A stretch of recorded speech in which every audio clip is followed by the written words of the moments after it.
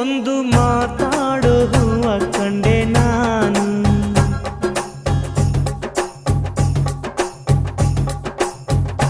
ಬಾಡದಂಥ ಪ್ರೀತಿಯ ಹೂ ನೀನು.